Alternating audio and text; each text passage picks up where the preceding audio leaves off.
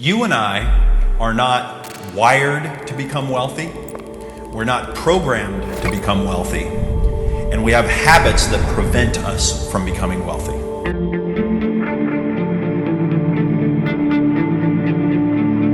There's a difference between money and wealth. I was wondering if you could speak on that, because I'm sure with your techniques, you showed guys and women as well how they could literally reap millions of dollars in the sort of course of 12, 18 months. And yet you probably also saw people that could never keep it or didn't know how to deal with it. 95% of all of us get to age 65 and we're either broke or we're completely dependent on someone else or the government to support us. Rich people buy assets, poor people buy liabilities. And the middle class buy liabilities that they think are assets. The reality is we don't come with the right wiring, we don't come with the right programming, we don't know the right habits. There is a path though. The people that have figured out how to do it consistently have left clues, and I've been studying those clues, and I'm going to teach you what they are, and we're going to put them into action so that you can create wealth for yourself.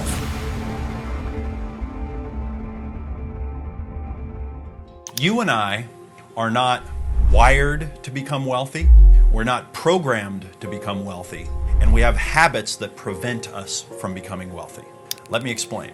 We're not wired to become wealthy. Well, modern neuroscience is figuring out that we come what you might consider to be hardwired with certain ways of interacting with the world, ways of learning, ways of responding to situations and people. We were designed to live in an environment that doesn't exist anymore. We evolved to live in an environment that hasn't existed for thousands of years. Now, because human evolution works very slow, but cultural evolution and business evolution and the evolution of knowledge goes very quickly with people, now that we have things like language and computers and televisions, all that stuff's evolving faster than our hardware. Our hardware is not designed to deal with a modern society that has money and being able to accumulate money and being able to put your value into things that grow over time and to deal with long-term time frames and interest in things like this. So we got bad wiring when it comes to building wealth. Next, we got bad programming when it comes to building wealth. Most of us grew up with families that weren't wealthy. And even worse than that, we grew up with families that didn't think that wealthy people were good people. They had negative feelings toward money. They were upset at their bosses or whoever owned their company. We got a lot of self-talk in our minds that people that have a lot of money are bad, and that if money comes up in a conversation, it's going to cause a lot of conflict. I've read statistics that the number one thing that causes problems in relationships is arguments over money. So we got a lot of that programming as well. And then finally, our habits don't allow us to build wealth. Right now, each of us has habits that we do every day. Most of the things that we do are 99% the same things that we did yesterday. And actually, it's our thoughts, feelings, and behaviors. They're all habitual. All the things that we've thought, felt, and did today are probably 99% the same things that we thought, felt, and did yesterday, and 99% the same things we thought, felt, and did the day before. We get into our comfort zones, we get into our routines, and then we just mindlessly do the same things. Now, if those things are not the habits and behaviors of wealth, then what are they? Well, there's something else, and we have to learn a new set of habits and behaviors. So, we're not wired for wealth building, we're not programmed to build wealth, and we don't have the habits to build wealth. And what's the evidence for this? Well, something like 95% of all of us get to age 65, and we're either broke or we're completely dependent on someone else or the government to support us. 95%. That's about 19 out of 20 people. So 1 in 20, definitely the exception. 19 out of 20, definitely the rule. Or if you've seen the TV shows or the documentaries or read the news stories about people that come into a large amount of money who didn't earn it over time, like people who inherit a lot of money or win the lottery, you've seen or read that in, sometimes estimated up to 80% of the cases, the people that have these windfalls are actually worse off 5 years later than the day before they got the money. right? Now, how could this be? How could it be that people that get millions of dollars figure out how to lose it or get rid of it and are even worse off later on in their lives? It's just further evidence that we don't have the wiring, we don't have the programming, and we don't have the habits to build and keep wealth. I also want to mention to you that I don't think that most wealthy people came wired, programmed, and had the habits of wealth. In fact, if you just look at the math here and you realize that, okay, 1 out of 20 people winds up wealthy, there is a tremendous amount of luck and good fortune involved in those who actually do become wealthy. Now, they would probably never want to admit to this, but the reality is many of them were just in the right place at the right time, okay? If you randomly throw a bunch of people in a room and then randomly throw a bunch of money in the room, one of them is going to wind up with more than everybody else, okay? That's just the way things like this work. Think about this for a second.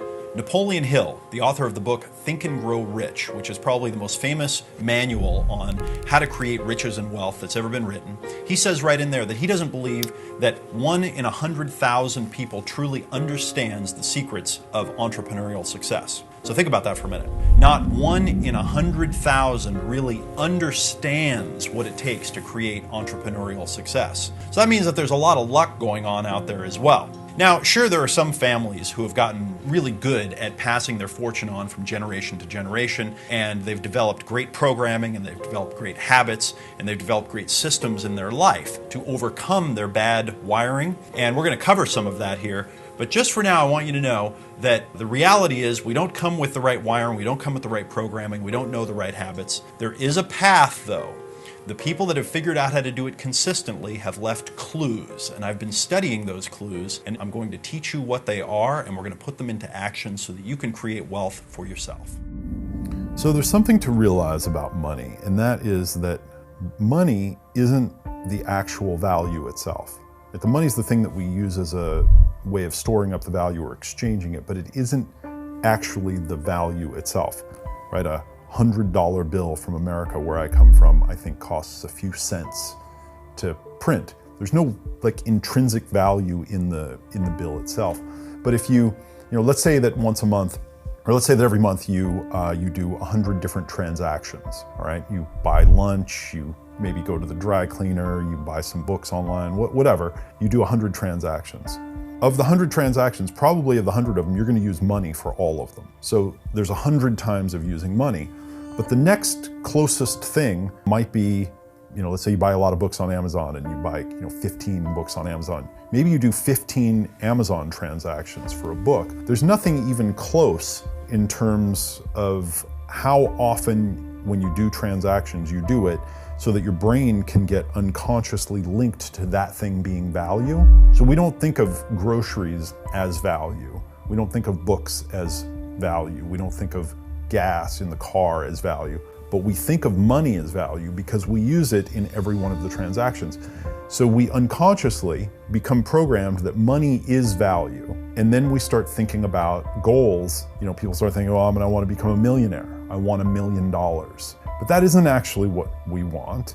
You want to have a nice house that you want to live in, or a nice car, or you want to be able to provide for your children, or educate yourself, or go on vacation, or have more time off. There are more real things that we actually want. And this glitch, this is a really big deal, because if you're always focused on money and you unconsciously think that money is value, you're always trying to get money rather than trying to produce value and then build value and build assets in return. And so this is a key piece. And so we have to start watching where this is happening and then get more clear on what we want in our life and what the things we want and things we want to avoid. And then we have to go educate ourselves.